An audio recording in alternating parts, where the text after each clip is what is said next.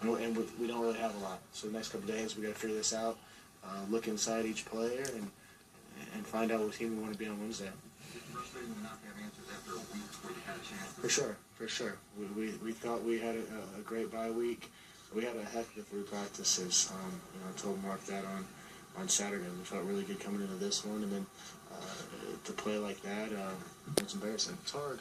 It's happened before. I think we got a lot of high character guys in there. I know our coaching staff's going to come back to work and get a great plan together. We'll find out. I guess we'll find out. That's all we can do. I mean, any time you get down like that, especially against a team that you feel good about, and you have a good week of practice, coming off a bye week, everybody's energized and enthusiastic. That's how you're gonna feel. There's a lot of frustrated guys in that locker room right now, a lot of frustrated coaches. But the only thing we can do is try to stick together, keep working, and try to get out of this hole, try to figure it out together.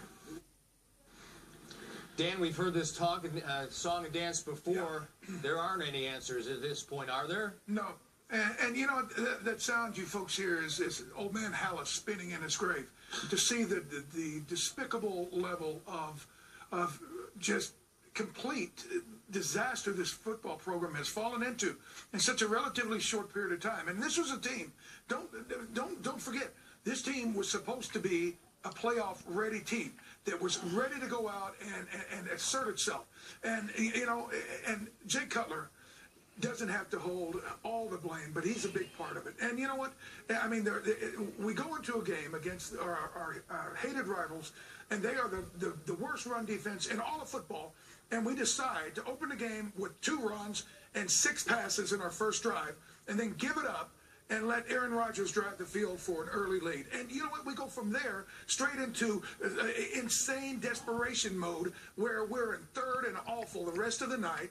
It's unacceptable on so many levels, and this ridiculous, insane equivocation about how they're going to clean it up and they still got a lot of football to play just really starts to wear on you. And see, that's the thing that is so insane about what happened today. We've been saying this for the last 3 consecutive weeks, and each week they have gotten worse. Not only that, I'm sitting here about to jump out of my skin because Cutler's body language, that guy does not care. I don't care what anybody says. That guy does not care. You ever see Tom Brady lose?